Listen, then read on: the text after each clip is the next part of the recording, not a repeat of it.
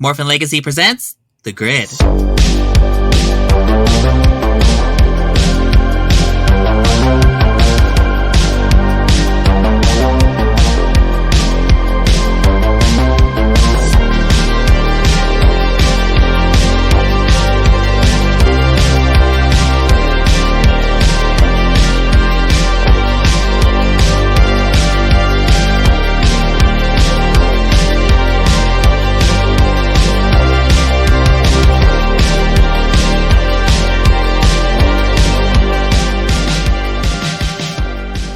Howdy Ranger Nation, this is Shatteray22, Vice President of MorphinLegacy.com. Welcome you to another grid ranking, where we'll be ranking our top 5 best and worst canon romances, aka our straightest episode ever. Homophobic. I hate it. We had to limit it to canon romances, because if we didn't, it would be super chaotic. Half the list would be just, oh my god, they looked at each other, that means they're in love. I'm not that kind of fucking shipper. Thank you very much. Joining me in this grid ranking is Austin. Hello. And Amber. Oh, hello. So how this will work is that we'll each take a turn and reveal our picks in descending order and repeat until all our picks are revealed. We'll talk about our top 5 best picks first, and then we'll move on to our top 5 worst. So let's start with my 5th best romance, which is Mara and Dustin from Power Rangers Ninja Storm. Thanks for the energy boost, girlfriend. Our plan worked like a charm. You can thank the dumb ranger for that.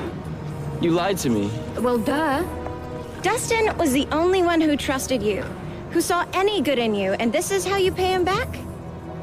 That's low, even for you. Hey, it's not my fault he's dumber than me. Alrighty, so Mara and Dustin, oh my gosh. They're both the goofballs of their respective teams, so it kind of made sense to put those two together, because they're both the dum-dums, and they know it. They're the bimbos. They do not have very many brain cells between them. I think they share one brain cell. So the basis of this ship is that Mara has had it officially with being evil. And then for some reason she's walking in a motocross place where they all motocross. And then Dustin's like, what's that girl doing over there in the bad wig? So he saves her. So she's like, okay, maybe I should turn over a new leaf. But gasp! It was all a trick to power up her friend. Because let's be real, they weren't going to make Mara good that early. I knew that from the get. Even teenage you was not fooled by that. I know the show, they're not going to break the status quo that early on. But she really made you believe that she was going to turn over a new leaf with that acting. I know. I cried. I know, and it made you feel so bad for Dustin too, because she's like, oh, he's such a dum-dum, he fell for it. And then you see Dustin crying, and I'm like, oh, my heart. I legit ass cried, and I was a whole ass teenager when that came out. It was so sweet. As a Dustin fan, I felt for him, because everybody treated him like crap. Oh yeah, everyone thought he was the dum-dum, and it's like oh, she doesn't treat me like a dum-dum, and then she starts calling me a dum-dum. Take a shot every time Ray says dum-dum. You're already drunk. But all is not lost, because after the episode ends and everyone's like congratulating Mara for being a bitch to Dustin, like, congrats Mara, you are Good really for are you. a bitch. Good for you. Good for you. Really good. Very good. They kind of see that she does kind of feel bad, so she might have a little thing for Dustin's for realsies. Well, Mara, I must say I'm impressed. You may have failed, but at least you did it with style. Did you see the look on the Yellow Ranger's face when she called him a dum-dum? The way you gained his trust and then cut him down. Yeah. What a performance. Bravo. Yeah. Yeah, I sure got him good. Wait a minute. You like him. You really, really like him. That is a lie. I'm evil through and through. And don't you forget it. But then we learn in the finale she actually does. Hey, cousin, you know the Yellow Ranger? I was just wondering, is he so mad at me? Because I think he's really cute, and I think we should Talk about this later. So my negative nugget for Mara and Dustin is they really don't focus on the relationship that much. It's literally only in All About Evil in the finale. I kind of feel like them getting more than 2 episodes of focus, it's just too powerful. It's too powerful! The Ultrazord's gonna blow. Alrighty, that's my number 5 pick. Austin, what is your number 5 pick? My number 5 pick is Izzy and Fern. Wait up, Liz. Oh, sorry, I gotta scram. My girlfriend's following me everywhere. Wait, that's you. Awkward. Yes, our only gay canon relationship. I really do like Izzy and Fern. They're really cute. They've had a lot of sweet moments, and Izzy's coming out scene where she just held Fern's hand was so natural and casual and honestly handled extremely well. I want to see more scenes of them. We've had a few scenes. There was the scene with the coming out episode, essentially, and then what episode was that with the crossed wires quizzing, and they have a scene at the beginning and the end. We just haven't had enough time to spend with them yet. They're there. They're a good taste. They just need to marinate a little bit more. That's why they only made number 5. They're only 2 episodes worth of content, so. But that's my negative nugget. Not enough time with them yet. I hope we get to see Fern more in season 2. And maybe a good episode kind of drama would be them maybe being on the rocks, but then reaffirming their love for each other at the end of the episode. Or maybe what the episode they usually do when Ranger dates a civilian. He's too busy doing Ranger stuff. Well, where are you always going away at random times? Yes. That's a good trope. Yeah, that's a usual trope for Ranger romance when one of them's a civilian. I wouldn't mind to see that. Alrighty, Amber, what's your number 5? My number 5 is Lucas hair gel. Hey, Lucas. You think you used enough hair gel? Give me that.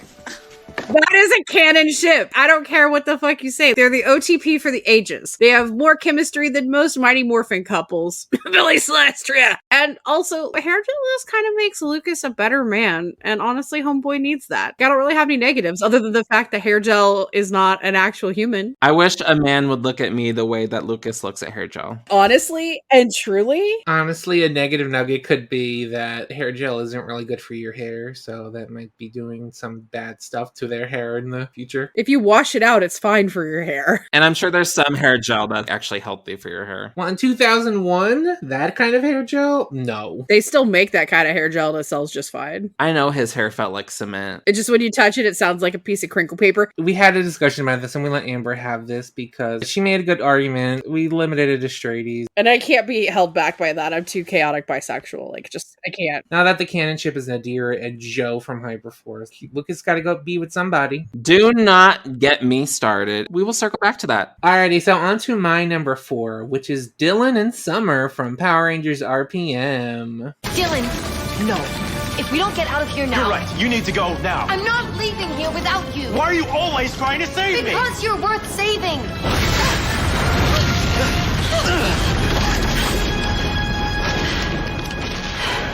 Looks like neither of us is leaving. The taste isn't there, mama. Because Dylan and Ziggy are the superior ship in your opinion? I mean, have you watched the show? I know, but this is the canon ship! But I can say I think that they have the chemistry of a sack of potatoes. Am I wrong? I put it at number 4 on my list! They start off with hot tension. Dylan's arrested for being in hybrid, but Summer sees that Dylan could be a good operator for the Ranger Series operator Black Powers, so she talks to him and she eventually talks him into it. Their dynamic starts off with snarky with each other, so it's a little bit like a straight Charlie. Do not even compare! Miss Mav, do not even! We're not going there. Y'all are just heterophobes, that's what it is. And what? And what? You're the one that wanted it to be limited to canon romances, Austin, so don't try me. Don't out me like that. That's homophobic. Alright, so over time, their relationship develops. Summer becomes more gentle with Dylan, while he still has his shield up. So the relationship is very Beauty and the Beast in a sense, but Dylan is actually hot, unless you're a furry. We then get an almost kiss when they're in that little prison area and it's about to explode, and then they almost kiss. But the whale Zord fucking splooges all over them and they get wet. You're trying to tell me that was hot and then you refer to something as splooging on them? Well, before that, I'm not saying that the whale Zord splooging on them was the hot part. I will say that scene is cute, but that's kind of all there really is. They don't really get anything else after that. All of Dylan's time is either worrying about his sister, there's the Ziggy stuff, and then sometimes fighting with Scott. You want to talk about sexual tension, mama. Dylan and Scott? Huh! Huh! Again, that could have been on the list, but you're like, canon romances only. I did. And this is why. I mean, they do go on that little road trip after they save the day. That's because they want to put in a nice little hetero bow on it. I would have liked them more if they did more with them. I'll say that. I'm not completely against a hetero ship. It's just when they don't do anything and they get rewarded. It needs to have flavor. Alrighty, so negative nuggets. For some reason, early on, they attempted a love triangle scenario with Scott, Summer, and Dylan. And even they were aware that it wasn't working, so they just wrapped it up in one episode. Even though there was a scene dedicated to them. I wouldn't mind seeing an actually well done love triangle in Power Rangers. If there were two Rangers that are best friends that both have a crush on a girl, that would be good. But we've seen that. When? Constantly. Literally just watched an episode where Rangers that were best friends have a love triangle over a villain girl. I mean an actual romance love triangle. A legit love triangle where it's not one-sided and it's their obvious choice. But the thing is, I just hate love triangles because they're so overdone. Polyamory exists. Alright, so that was my number 4. So Austin, what is your number 4? My number 4 is better than Dylan and Summer. It is Tyler and Shelby. Oh my god, me too! What are you doing? We need to go! I have to find the red energem. It's the only way to stop Sledge. I'll come with you. No. The others need the Plesiozord and all the Ranger strength we can find. But you can't do it alone. I don't want to do it alone. But I have to, and we both know it. Tyler!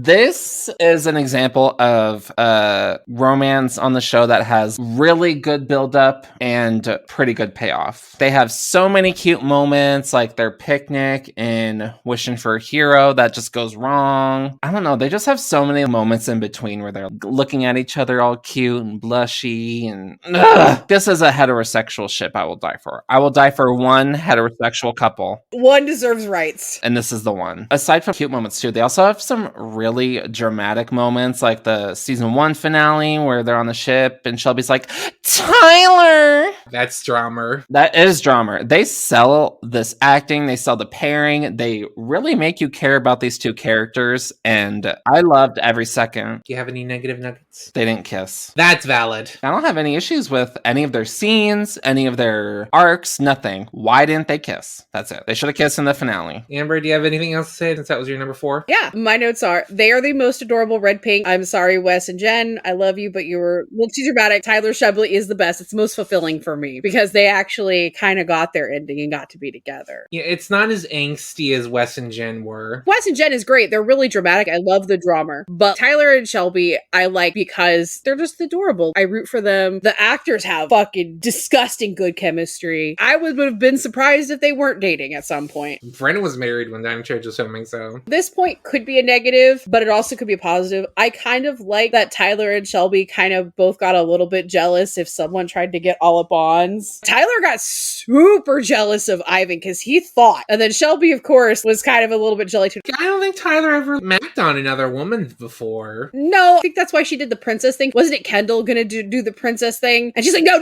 I'll do it. No way. I refuse to pretend to be a whiny, spoiled princess. Well, it sounds like you don't have to pretend. But Shelby, you have to. Yeah, how else are we gonna lure Fury in close enough to get the Terra Charger back? That's fine. I'll do it. Thank you.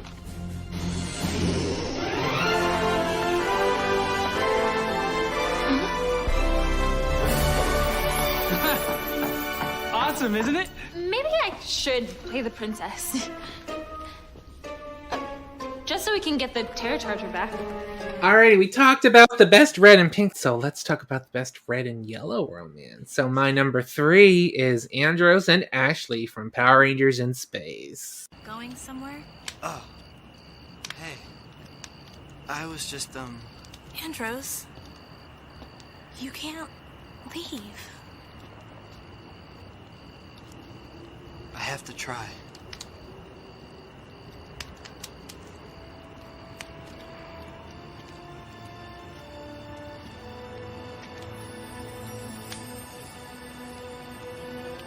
Look, if I don't see you again...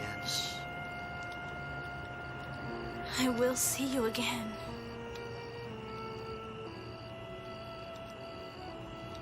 Right. Surprise, surprise. I'm gooped. So this is a very nostalgic ship for me, considering Power Rangers in Space is my shit. It's the first season I remember watching vividly as a child when it aired. So backstory on these two. These two met during the premiere of In Space when the Astro Mega Shuttle docked with the Mega Ship. And their first face-to-face interaction was when he demorphed after fighting Quantrons, and she's like, ooh. You're human. Yeah, and then Cassie's like mocking her, and she's like, You're human. I didn't know. He could have been a giant lizard. so yeah, these two have a very cute dynamic. Andros is a fish out of water on Earth and is very confused by a lot of things, especially bananas, because you literally see him try to eat a skinned banana. And Ashley's usually the one that does it, and it's very cute. And they're also a cute support system for each other, because Andros is usually, oh, Mr. Angsty down the mud because his sister. And Ashley's like, hey, let's go see a movie. Would that be fun? Let's get distracted by that. There's actual payoff in this relationship. We see them holding hands when the group goes to a romantic movie and A Date with Danger, and we get to see them go on a late night date themselves in A Line in the Sand. So yeah, they actually end up in a relationship. But negative nuggets. Of course, they had to have a motherfucking triangle. Zane comes in and he has to flirt with Ashley, and then he gets super jelly. But it doesn't last long though, and it's just that one episode. So I guess we got that. Alrighty, Austin, what is your number 3? My number 3, and I said I would circle back to this, is Nadira and Lucas. Hey, baby!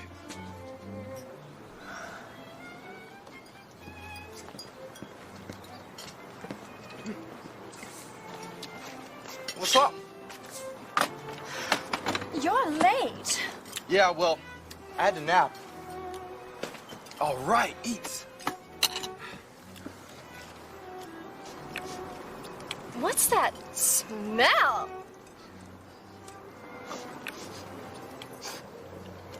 Guess I should have showered this week. Well, Oh, come on. Don't be mad. Hey, I brought you something. that's more like it.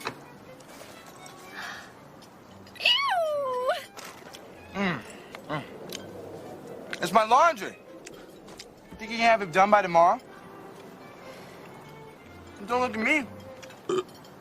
I'm broke. Broke! That does it. We're through! Hey, does that mean you're not doing my laundry? Actually, Nadira and Joe end up together in Hyperforce. I will get to that. Let me start with the good. Nadira's dream date, period. It is so good. It is so fun and goofy. That is the exact kind of content I always want out of Power Rangers. Not only being like a fun, goofy episode, it gives me a villain ranger romance, and I always love those, like Astronomer and Zane. And showing them in Wild Force also, that they're still kind of linked, is cute too. It's revisited, even though Max, for some reason, has his scene before that. I'm like, girl, Max is with Danny. What the fuck? And yeah, okay, let's get into it because I have more of a rant about this. The negative. Hyperforce retconning this romance just so they can pair Nadira with their stupid ass OC. I'm sorry, Yoshi. I love you, but this fucking shit. I do not care if it's Yoshi. I do not care how any listeners or whoever will find this loves Joe with Nadira. It is not canon. Hyperforce is a fucking RPG that they improvised. It is not canon. Enjoy Hyperforce. You do you. But the fact that Hyperforce came in here and fucked up canon couples and all this other shit just to be like, oh, we're in a silly, goofy mood. We're just messing around. No, that is bullshit. And I think that pisses me off more. Because don't they also time travel and fuck up Countdown? They literally destroyed Dark Spectre during the United Alliance of Evil conference in the premiere episode of In Space, and then the villain of Hyperforce steals Zordon, so he's not destroyed. So yeah, it pretty much fucks up the timeline. So it being canon kind of fucks up everything in the Power Rangers universe. It could be its own universe, it could be its own canon, but putting this in the main dimension just fucks everything up. Dino Charge can be its own universe, so can Hyperforce. Going further into negative about this, this in Sins of the Future, the graphic novel, it is basically Hyperforce canon to where Nadira and Joe are a thing. And then they mention the Hyperforce project. It's kind of a prequel to Hyperforce. And Alpha 55 shows up too. And I will absolutely circle back to that graphic novel in my next pick. All right, Amber, what is your number 3? My number 3 is something we've talked about already, but I have a couple little baby points, but they're similar. It's Izzy and Fern, because we love canon lesbians in this podcast. It is our one gay canon romance. We have to take our nuggets where we can get them. But it also helps that they feel really realistic and organic. I would love if a gay romance is just the focus, because that would be a nice change. I like that they're not a spectacle. I mean, there was that one scene with Amelia where she was like, oh, look at them, but it's not like them doing that every 2 seconds. They were doing something cute around them, so I felt that was an okay place for her to make a comment about it. I think it was just the reveal of them being in a relationship instead of them just being in a relationship and all the straighties around them being like, oh, yay! I love that it wasn't just a whole story of, oh, Izzy kind of likes this girl, but they're not together. You don't find out that she is a lesbian until they're like, yeah, this is my girlfriend. We're like, oh, this happened off screen. Okay. They didn't 11-hour it like they could have. Yeah, and it's very blatant. It's like, no, this is my girlfriend. Kiss on the cheek. Thank you. Mwah. I know we're probably never going to get a regular kiss, but we can't even get that with the heteros, so I'm fine. It's equal opportunity. I'm not going to complain that the gays can't kiss, because the straights can't kiss in this show. If no one kisses, that's fine. I would rather nobody kiss than only one side get to kiss, unless they were the gays. I think that they are really cute. I think they have really good chemistry. Kind of also what Austin was mentioning is I do kind of hope Fern learns that Izzy's a ranger, because, you know, they had that little beat with Chase and Kaylee. I think that was really well done. So I think a similar kind of situation would be really cute. Or if there was another ranger to be had, it could be Fern. I know there's not, but I'm just saying that would be really cute. What would be cool is if there's a scene similar to how Dr. Kana learns that Ollie's the Blue Ranger, where they demorph. Fern takes a stand. Maybe the finale, all the allies and friends and family members can help in the final battle against whatever the final bad is going to be. I just would like to see her become more of a full-fledged ally so they can get more screen time. And then I think the only negative that I have is that the series is still airing and we don't have anything else. I do hope that this is just the beginning. Give us one every season. There's no excuse now. You opened up your can of worms, Hasbro. Now you got to give us one every season. If you had to force that hetero stuff down my throat, I better have some homos too. Got to make up for 27 seasons of these straight relationships you're throwing at us. So my number 2 is Tyler and Shelby. I was kind of surprised y'all left Tyler and Shelby so low on your list. Mine's number 2, bitch. My top 2 are pretty big. I had other feelings. So Tyler and Shelby are an example of doing something the Sentai gives you and cranking it up to 11. Because in the Sentai, Tyler and Shelby's Sentai counterparts, Daigo and Amy, get together in the end. And I mean in the end. Literally the finale. And then there was the love triangle with Yayoi. That was probably one of my biggest critiques of Kyoryuger. The relationship starts to develop around the time of the final battle, where all of a sudden Amy wants to get parfaits with Daigo, and then BAM! They're married in the 100 year after special. They're still alive 100 years later. They're descendants, because they have their children. Tyler and Shelby meet when they both get their energems near Samson Caves, and the two hit it off. But our POV in this budding relationship is through Shelby eyes, where you see her get the hots and is all fluttered, like in the Royal Rangers, like we said. We also get what I think is one of the cutest moments between the two in Wishing for a Hero, where Shelby wishes for a date with Tyler and shenanigans ensue, and Shelby's like, I think I got him all. You good? Yeah. Talk about a terrible date. I mean... a date? Is that what you think this is? No, of course not. That was cute. It was very cute, but of course it has to be ruined because Tyler wishes for his dad, and then we see him. Boo! Why would you wish for him? Fucking James Navarro ruining my life one more fucking time. He's literally just sits on a bench for 2 seconds, and then he just runs away. We don't see him again until he shows up in Dino Supercharge. That's never explained, by the way. But it's not all one-sided. Tyler gets some moments early on throughout the season where we see that he also likes her. Like when he's all jelly that she's giving Ivan attention. And a coat similar to him in Sink or Swim. Ivan looks better in it, though. Oh, yeah. You could definitely tell that coat was made for Ivan. We also get confirmation explanation that Tyler likes Shelby in the Silver Secret when Shelby wants to try it for the NZ boys, and she's also soft flirting with Rada the whole time. But the two would confirm their feelings in the same episode, and they almost kiss, but of course they have the quota blocked. Them auditioning together was also so cute. Alright, so my negative nuggets. Shelby almost kind of did a problematic thing in Ghostess with Emosis, where she so happened to have jammed the Dino Cupid charger in her Dino Charge Morpher, and she asks Tyler to help get it out. Yeah, sure. How's that problematic? She almost uses the Dino Cupid charger to make him fall in love with her, so non-consensual love. Did she mean to do that though? Or was it just an accident? What I will give you that she absolutely meant to do, love at first fight when she spills that smoothie on Miss Thing. That was on purpose. That was on purpose. That was shady as fuck. That was totally on purpose. Yeah. Also, a big missed opportunity in Here Come Heximus. Tyler's trying to break the evil elf spell off Shelby, and he's very emotional and talking about all the good times they had together. He should have kissed her to break the spell. For Christ's sake, why are you so kissophobic? The fact that we're begging for straight kisses in 2022. That's how you know Tyler and Shelby are so powerful. Alrighty, Austin, what is your number 2? My number 2 is Sledge and Poisandra. Every intergalactic bounty hunter needs a girl like you, Poisandra. Smart, beautiful, heart-shaped. So, Sledge and Poisandra, they just... villain romance, literally inject that shit into my veins. And these two are so cute. They have so much back and forth banter. They're so cute. All Poisandra wants is a wedding, but Sledge just wants the Energems, so that's a good conflict for them. And they do get their wedding, and Sledge is in a fucking tux, and it is the cutest thing I've ever seen in my life. That whole scene is so funny. Them getting married. He's like, my poisy poo poo. When we first saw the first images of Sledge, I was like, what a fucking chode. Oh, how I was wrong. I remember the first trailer we got for Dino Charge, and I'm like, oh, original villain, but he seems pretty generic. Until we see the show, and he's just a big dumb goof that likes asteroids, and I'm like, yes, I love him. I would die for him. And yeah, just their whole wedding scene is so cute. His tux, like I said, Poisandra's in a fucking gown, and then when he opens up the little container for the ring, which is a dark energem, it's missing, and Poisandra screams and it like zooms in on her face. It's so funny.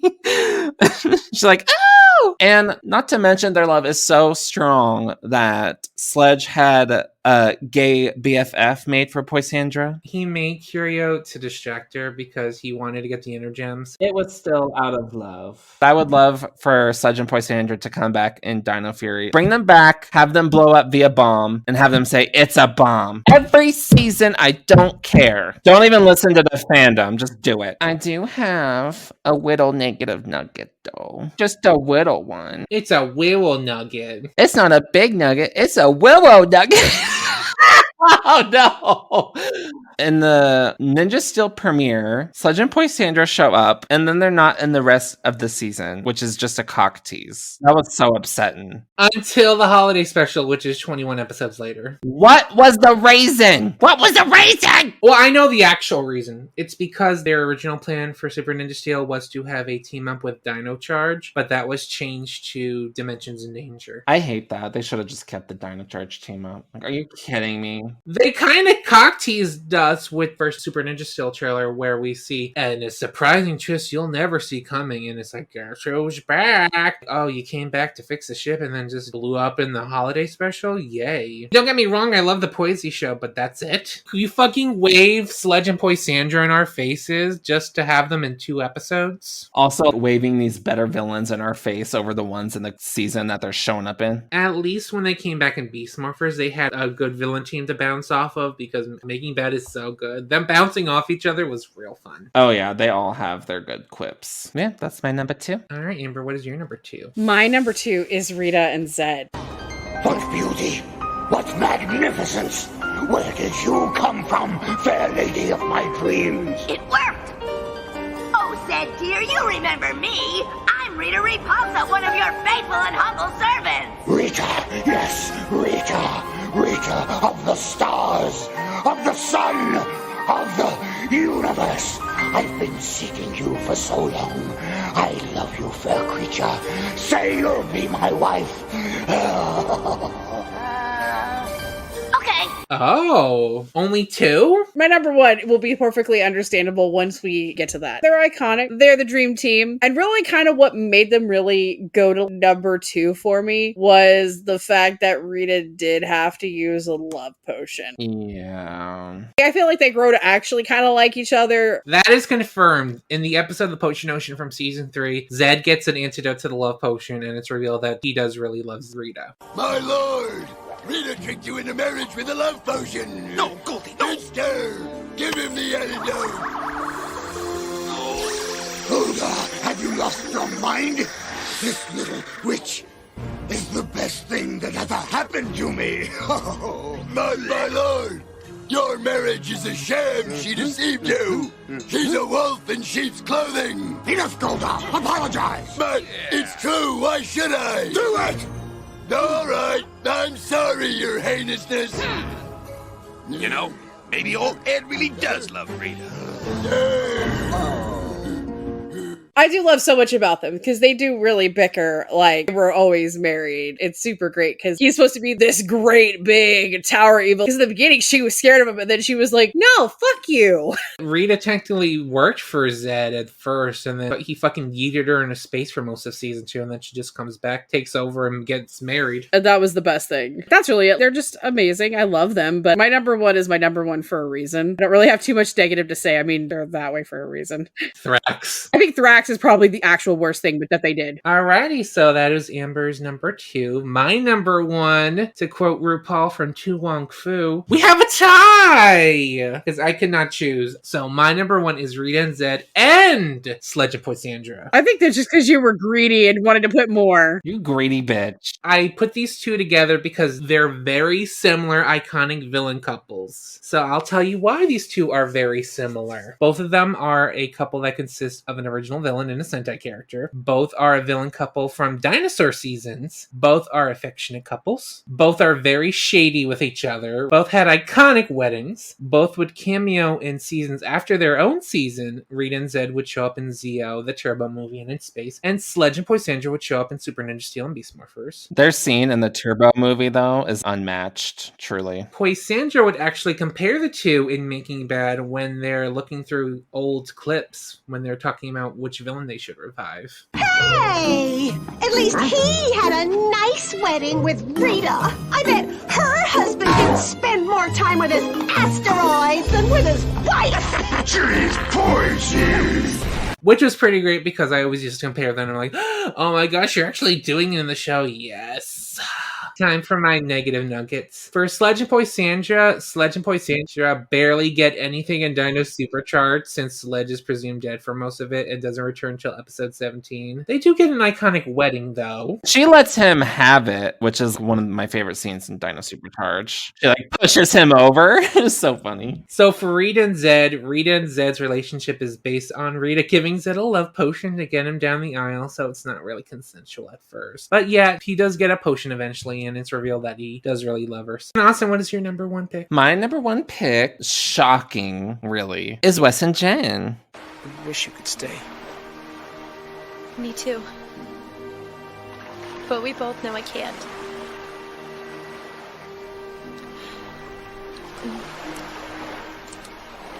I want you to have this, Wes. Don't ever forget me.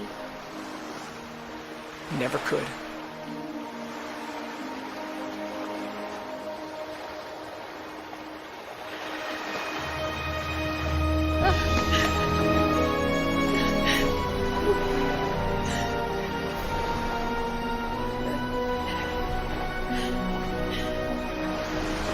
I should have told you this a long time ago.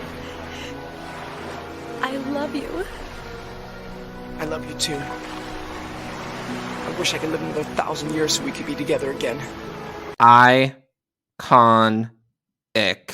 Period. There's a lot of drama that is really good writing and honestly the most compelling romance in the franchise for me because their love actually crosses over time and space, bitch. Literally. And also it starts with Jen losing who she thought was the love of her life and then being thrust into the past and this dangerous situation and then finding his ancestor who looks just like him. And so she's dealing with with that grief, but also with these growing feelings for someone that looks like him. That must have been super triggering. Oh, yeah. Your fiance just died, and then you have to be around a guy that looks exactly like him all the time. And Erin Cahill sells it. She definitely makes you feel everything that Jen is feeling. They have a lot of really cute moments, like Time Force Trader, where they're making the cookies. And then Wes holds up the thing while he's stirring it. In his tank top. Or when they're just goofing around in the clock tower taking pictures and he kisses her cheek. Just stuff like that. I love in Love Struck Rangers, which we just did a commentary on. And she's like, the DNA is a perfect match to a mutant named Contemptra. Take a look. She can put guys under a love spell. Then West is under a love spell. That's great. I mean, that's horrible.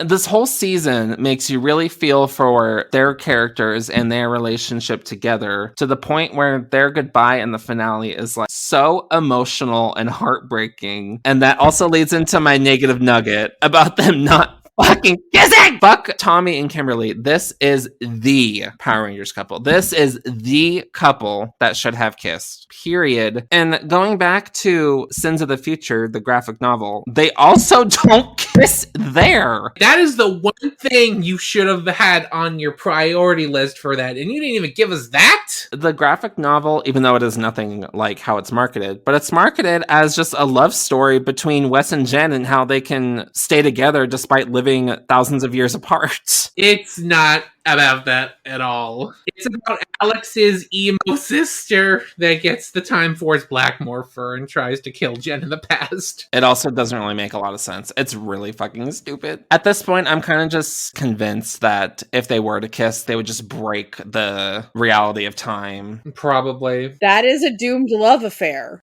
It's way too powerful. Amber, what is your number one? Surprise, surprise. It is Sledge and Poisey. Of course. Like, if Rita and Zed are going to be number two, who the fuck you think would be my number one? I'm a little surprised that put Rita in a top 2 pick instead of a 1 pick. I think Sledge and Poisey have a more healthy relationship dynamic than Rita and Zed usually did. So this is why. Also, if we had to pick an aesthetic for me, obviously Poisey is my aesthetic. Also, I love how Sledge is so stupidly in love with Poisey. He just is dumb in love with her. And also pink and green supremacy. Obviously. We've all talked about it. I like them. Obviously, Rita and Zed's iconic. They've obviously had more room to breathe because they carried over in a shit ton of seasons. But it does say something that Sledge and Poisey are so impactful for only having that little bit of time that they had with us. They had 1 full season. They had 4 episodes of Dino Supercharged. They had 2 episodes of Super Ninja Steel and 2 episodes of Beast Morphers. Let me put a question out to you, Ray. When they announce something, who are you more excited for? Are you more excited for Zed? Or are you more excited for Sledge? I like Sledge more than I love Zed. When I saw Lord Zed coming back for Dino Fury, I'm like, If I saw Sledge come back for Dino Fury, even though we've seen him 2 seasons in a row after his season, I'd be like, yes! Where's my Lightning Collection Sledge, Hasbro? There you go. That's why. Same thing. I love Rita, but if I see Poisey, I am instantly happier because she's beautiful. Again, this is a Dino Charge Stand podcast first and foremost. It's a controversial yet brave opinion because we all know how much I do love Rita Repulsa. I do. If I had to pick one out of the fire, I'm probably also going to be stuffing that Rita down a shirt pocket into my bra, but I'm going to grab the Poiseys. It's so closely, but I'm not a chicken shit and put them in the same fucking listing, Ray. I couldn't pick between the two. I'm sorry. But then it also gave you an extra fucking spot so you didn't have to limit it down. Whatever. It's my show. I'll do whatever the fuck I want.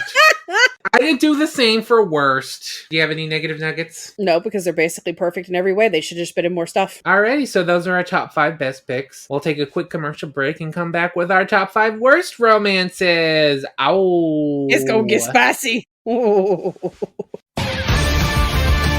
Hey everybody, I'm Brennan Mejia, aka Tyler Navarro from Power Rangers Dino Charge, and you're listening to The Grid. Dino Chargers, ready!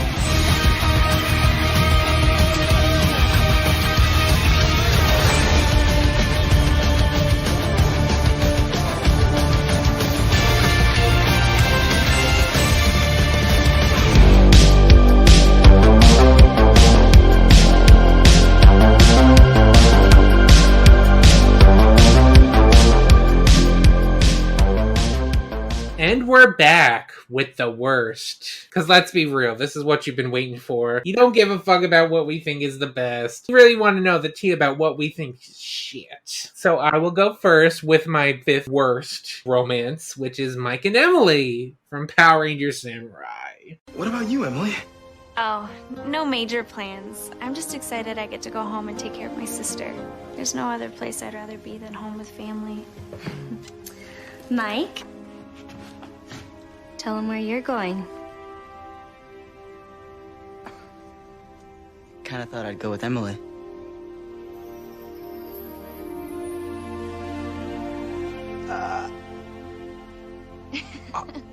What? You know, in case she needs help moving her stuff.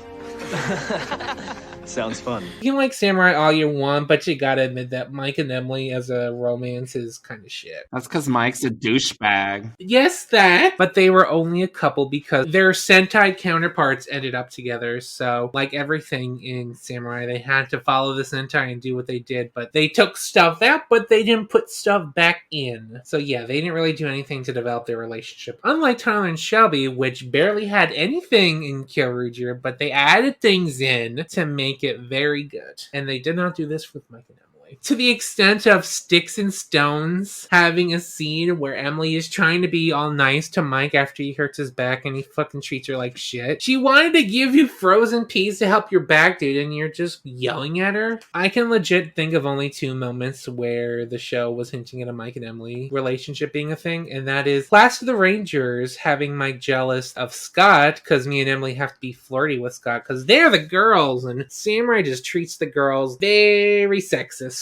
Let's not sugarcoat it. It's ass. I feel like this is only the case because this was filmed last, so they already filmed their endgame where they put Mike and Emily together, so they added stuff in after the fact, even though this is supposed to be during season 1, even though it's clearly filmed during season 2. The other scene I can think of is Trading Places when the two are chummy and Emily is supportive of Mike and she hypes him up. But yeah, in the finale, when everyone's going their separate ways, Mike decides to go with Emily to visit her dead sister, and then we get a close-up of them holding hands and smiling. The romantic arc of the century, people! So one positive potato I have for Mike and Emily is they kind of have a good moment in Clash of the Red Rangers when Mike is jealous and he says, Wow. I feel so bad for him. I still don't trust him. And I don't like the way he looks at you. He's wearing a helmet. How could you tell? I could just tell. That's kind of a good line, I will admit. Alrighty, Austin, what is your number 5? My number 5 is Calvin and Haley from Ninja Steel. Haley and Calvin were fighting. So what then? Are you saying we're done? They broke up. Fine then. Soon, Haley regretted it. Can either of you tell me who these characters are outside of them being a couple?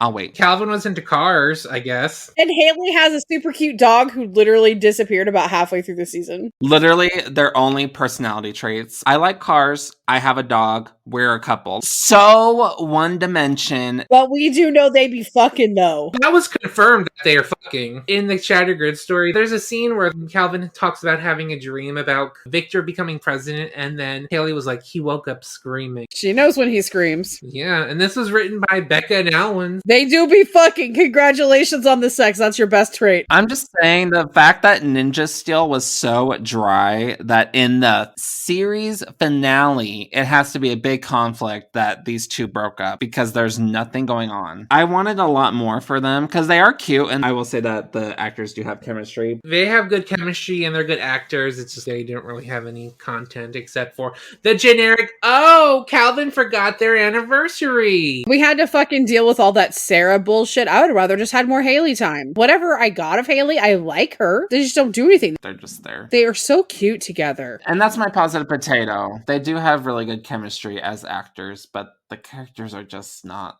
there. That's just Ninja Steel's problem in general. They're very base characters. There's no flavor. Amber, what is your number 5? My number 5 is Nick and Madison. Gotcha. Oh no. Get that thing away from me. Oh, come on, Nick. Don't be shy. Me? I'm not the one who's always hiding behind that camera. I'm not hiding. I've watched you, Madison. You're so busy filming other people having fun, you never get out there and have fun yourself. And these are my reasons. I don't have positive potatoes. I'm sorry. How is this not Nick? Because we all know that Nick only loves himself. Madison is kind of a blank slate, but that's fucked up that her only jobs are Vita's sister and Nick's woman. And I don't have positive potatoes because there's nothing positive about this relationship. Unless you want to say that it is positively awful. Speaking of positively sucky things, let me talk about my number 4, which is Jake and Gia from Power Rangers Megaforce. That's why everyone loves me. Except for some really stubborn people. AKA probably one of the most problematic relationships in the franchise. Because let's talk about how these two are introduced. So, Jake and Gia's relationship starts off with Jake literally looking into the hallway at Gia, and we just see a close-up of her ass. Just set the tone for the whole fucking season, to be honest. And then later on, he literally calls her difficult because she won't give him the time of day. Are you kidding me? And then he gets rewarded. Also, we talked about how sexy it is. Let's talk about how creepy it is. So Gia, for the most part, is shown not to be interested in Jake for pretty much all of Megaforce and Super Megaforce, but that won't stop Jake. Gia pretty much says, thanks, not interested, but Jake keeps on doing it, and it's portrayed of her trying to be hard to get. What's even worse is that Gia kisses Jake on the cheek in Legendary Battle for no reason. That came out of nowhere. Just like, oh, the season's over. I guess we gotta have Jake and Gia together, even though we didn't really do anything to get those two together. Maybe if we got development for Jake where he sees that he's being a creep and he softens up and acts less creepy around Gia, and Gia sees that and appreciates it, and the two eventually do get closer together. But no. I will give him the one credit. He's better than Mike. Mike is awful. He's one of the worst Green Rangers. So I guess I'll talk about my positive potato. Thank God they changed the body swap from what they did in Gokaiger, because there's a green and yellow swap in that episode. So if they followed that to the T, we would have gotten a creepy Jake scene where he's in Gia's body and he says, I get to look at myself naked. That would be a funny thing with Tyler and Shelby, but not with Jake and Gia. Alrighty, so that was my number 4. Austin, what is your number 4? My number 4, and I'll say this is pretty low on my list, and I feel like it's going to be higher on other people's, is Nate and Zoe. Wait, I have another idea. How about this? Picture yourself sitting in the gardens, watching the mayor, sharing some chocolates with a dozen roses. Wait a sec. That's heart-shaped. Are you setting up a date? It's okay, bro. Zoe told me you like each other, so I'm here to help. I have a lot of feelings about this and I'll get into it, but I still like them as characters, which is not really said about my other picks that are higher up. So that's why I put them at 4. So let's talk about it. So Nate is a homosexual, and I know these seasons are written before they cast an actor who does play this role very queer, very gay. And that just does not make this romance believable whatsoever. And at least Nate still has his whole arc and stuff with brother, but Zoe literally does not get anything else except this romance. And my positive is that, yeah, I like them as individual characters, but they're just not a pair. This makes no sense. Both these characters had enough going for them that they didn't need this. At least Beast Morphers was building up to everything. I'll give it to the writing that it is there, but it's just not believable at all. It's just the way that Abraham portrays Nate. And that's not a full-on dig at Abraham as an actor, because I think he's still a really good actor. It's just some people can't play roles that they aren't. He was good with his stuff with Steel. Oh, yeah. I like them as friends. Nate and Zoe is also my number 4, and my notes are, what? No, really? What? Baby, no, that is not a heterosexual man. Also, this came way out of pocket. Also, why couldn't they just be friends? Make it make sense. You got a positive potato? Positive potato. Granted, Zoe got a shaft a lot this season, so I think this was them trying to do something with her, but they just kind of left her wanting the entire time. And it fucking sucks. She's the only girl on the team. She's the girlfriend. We already had a romantic subplot with Ravi and Roxy. Which they did the same thing. Rangers can't date Rangers, and they did the same things with Nate and Zoe. The stuff that Beast Morphers didn't do well, they really didn't do well. Hell, I ship Steel ice cream more than Nate Zoe. All right, on to my number 3, which is Lily and Theo from Jungle Fury. Well, what's so important you have to make a mess? Sorry. It's the second Tuesday of the month. Lily and I always try a new lunch spot on the second Tuesday of the month. She's supposed to meet me right here at 12 o'clock. Oh, how cute. You guys have a standing date. It's not a date. Ever. Just like hanging out. It's not a date. These two have zero chemistry. Zero. So the basis of this romance begins in Dance the Night Away, where Theo gets jealous of Casey after he tries to worm his way into going to their second Tuesday of the month dinner, which is not a date, but is. So Theo is jealous because he's 4'0" and obnoxious, while Casey is hot and adorable. But Lily then reveals she sees Casey like a younger brother, so there's hope for the two getting together. And of course, this is never mentioned again till the finale, which I guess they just start dating, I guess. So yeah, no chemistry at all. Lily has more chemistry with Casey, which is appropriate because the two were dating when they were filming Jungle Fury. Alright, positive potato. I guess having the show not really focus on the romance besides one filler in the finale was good, considering how bad the relationship was. That's all I got. Yeah, there isn't much positive to say about that. Alrighty, so Austin, what is your number 3? My number 3 is Jake and Gia, which you kind of already covered the whole bases with these. But yeah, it's really just written and acted like it's supposed to be all cute and charming, but it's just fucking creepy, actually. And it's literally Jake's only personality trait. And Gia doesn't even have a personality trait. She's just there to be ogled. She didn't even get a focus episode. She just hot girl in leather. She doesn't have a single goddamn focus episode. Not a single one. Emily has like 5 in Megaforce. Emma. Whatever. We make that mistake so often. Doesn't matter. Doesn't fucking matter. They really did say copy paste. They gave us Mia to Gia and Emily to Emma. Sorry I confused them. I'm surprised the show didn't confuse them. But yeah, Emma got like 5 focus episodes in Megaforce because they decided to make a 50 episode Sentai 20 episodes. So they picked and choosed episodes, and they ended up being a lot of pink focus episodes. And then I guess they did the same for Super Megaforce too, because they didn't adapt any of the Yellow Ranger focused episodes in those seasons. The most focus that Gia gets is United We Stand. And it's a shared focus episode, so it really doesn't count. I do really like that episode though. That's my positive potato. Because I don't have any others. That's not really a positive potato. Yes it is, because Jake has to rub monster feet. Some people dig it. They pay money for that. Alrighty, Amber, what is your number 3? Mike, Emily. My 2 points are Mike is a piece of shit who treats Emily like garbage. Emily, honey, I know the lights are on and no one is home, but you deserve someone better than this man, baby. Am I wrong? Someone's got to be real with her because she's not going to understand nuances and subtleties. Emily is a lot like my 2 girl cat. They are very stupid. I love them, but there is nothing on going upstairs. So when they run into something, I've just got to try to protect them and put padding onto stuff. Alright, got anything else to say about Mike and Emily? I hate Mike. I hold Mike to almost the same level as James Navarro. I just fucking hate him. No shame to Hector, I'm sorry, but I fucking hate Mike. Potato? I positively hate the absolute shit out of him. So on to my number 2, which is Nick and Madison. So beyond me hating Mystic Force, this season, again, like Lily and Theo, really doesn't do anything for the romance. For one, the relationship is only focused on in the premiere and the finale. Like a lot of plot threads in Mystic Force, and even then it's very shallow stuff. Also, a good example of the relationship only being in the premiere and the finale is in Rock Solid, where Nick pretty much shits on her for hiding behind a camera, which leads to her being rashed later on and getting herself turned into a stone statue, aka one of her few focus episodes, where she's a stone statue for half the episode. And the relationship really doesn't have a satisfying conclusion. Nick fucking leaves town, and she's like, come back for me. I'm like, bitch, what? Where the fuck is that coming from? We really need to start a support group for these girls who need relationship advice. On a final note, don't ask me why, but this ship is really popular on YouTube. Based on what?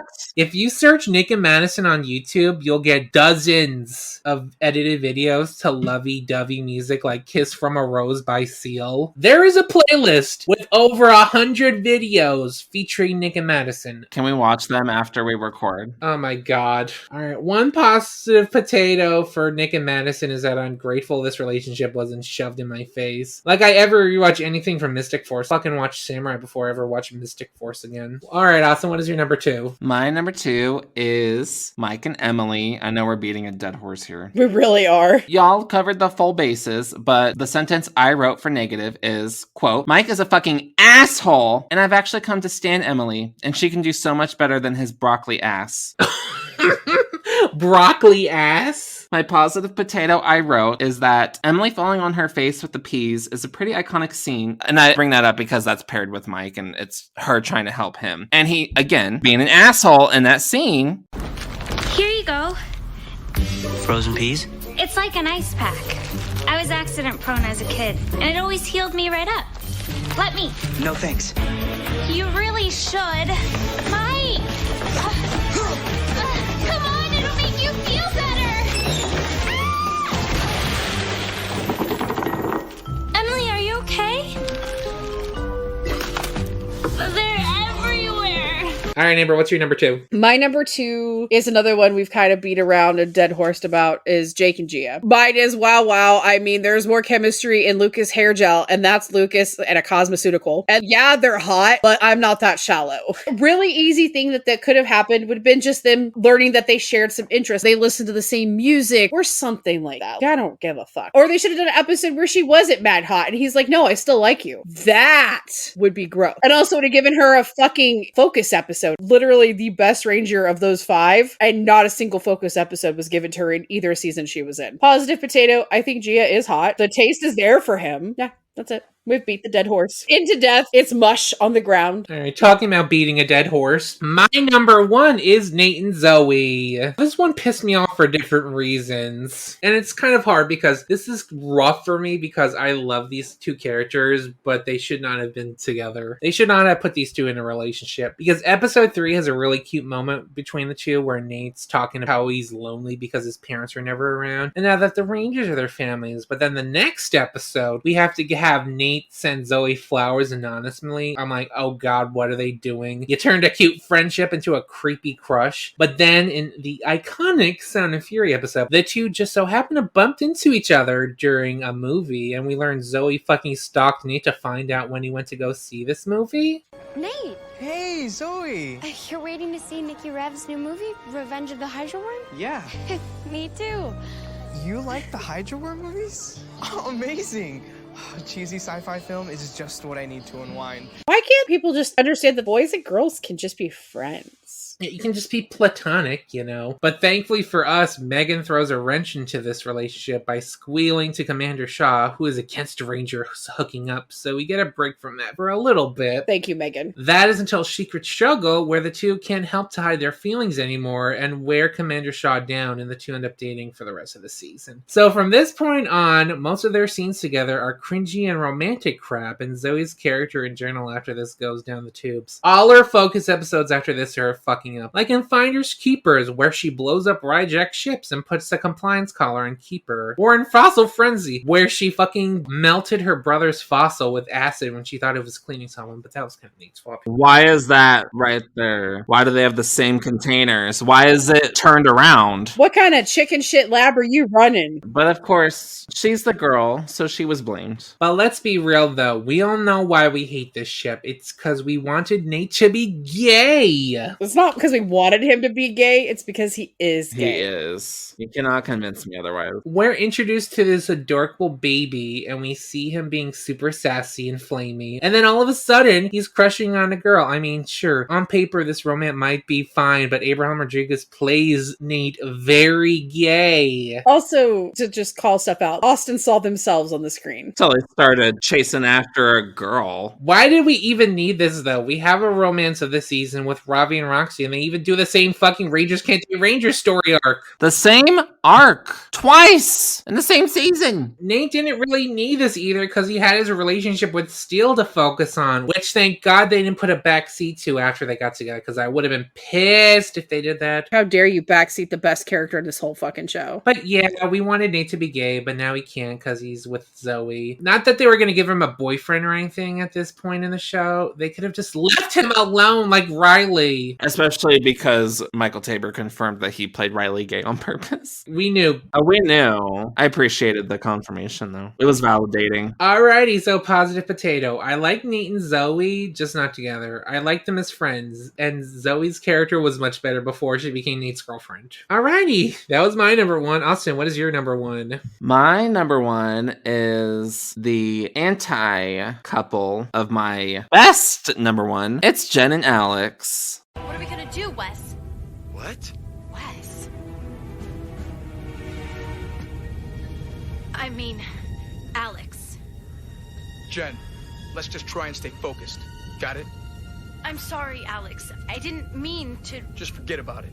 Me too, bitch. My eye is twitching already. Alex is the biggest fucking asshole in the entire franchise, period. It's not even a contest. This is another problem with Sins of the Future. They kind of portrayed them changing time being the reason why Alex is such a douchebag. He was a douchebag before that, but okay. Changing the past doesn't change a personality trait like that. He could have been an asshole this whole fucking time. Changing the past does not affect the future. Literally, the scene where Hulk tries to explain time travel in Avengers Endgame gave me a fucking nosebleed. Alex kind of gaslights the audience into thinking that he's a sweet and caring person because we see him propose to her and then he dies. And then when he comes back, he's just the biggest fucking asshole. And partially because he sees that Jen is so close to Wes instead of him. To the point where Jen calls him Wes by accident in the cockpit and everything. I wonder how awkward it was though after she gave him back the engagement ring when they still had to work together. I bet you in her head she's like, I flicked my bean to your great grandpappy.